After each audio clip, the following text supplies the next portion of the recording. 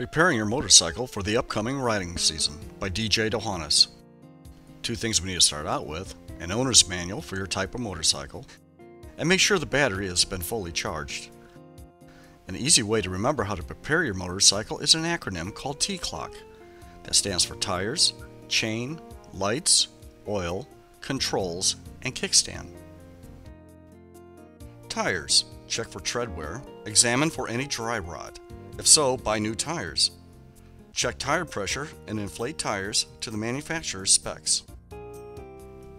Chain. Examine the chain for slack. Use your fingers to see if the chain moves up and down more than an inch.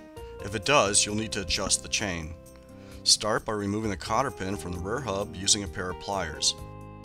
Using correct size wrenches, loosen the axle retaining nuts. Tighten the adjustment bolts to move the rear tire backwards in order to tighten the chain. Check the adjustment marks on the swing arm to make sure the axle is even on both sides. Then lock down the adjustment bolts. Retighten the nuts on the hub and reinsert the cotter pin. Next, lubricate the chain. Spray lubricant along both sides of the chain. Do not spray down the center of the chain. This will collect dirt and grime. Lights. Turn ignition key to auxiliary. Make sure both the headlight and back running lights are functioning. Apply pressure to either the back brake or front brake and make sure the back brake light is operating. Turn on one turn signal at a time.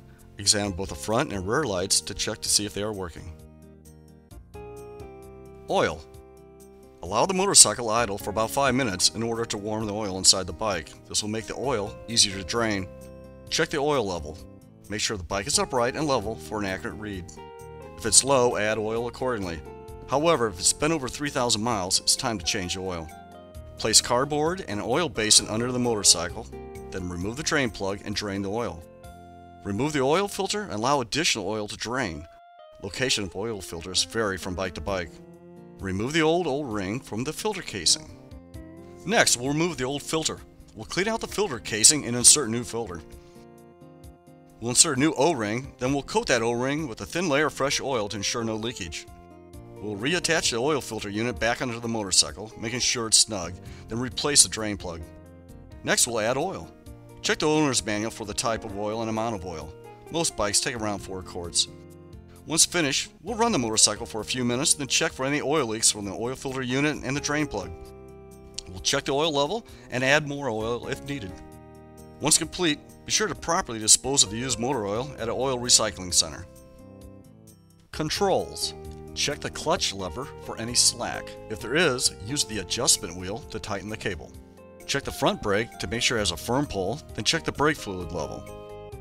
Check the throttle grip to make sure there's no sticking. If there is, apply lubricant to the bearings. Finally, check the back brake pedal to ensure there's no play. If there is, tighten the brake cable using appropriate wrenches. Kickstands. Some motorcycles have both a center stand and a kickstand, while others only have a kickstand. Apply oil to the kickstands to make sure they're easy to deploy. One thing to always remember about kickstands is before you go for a ride, make sure the kickstand is up. It could cause a messy accident otherwise. That takes care of our T-Clock list. Now let's take care of the rider. Riding gear should include an ODOT approved motorcycle helmet, a riding jacket, preferably one with armor in the elbows, shoulders, and the spine, a face shield or safety glasses for eye protection, sunglasses are a must for daylight riding hours, padded gloves, and boots that go over the ankle. So now that the bike and rider are all set, let's go riding.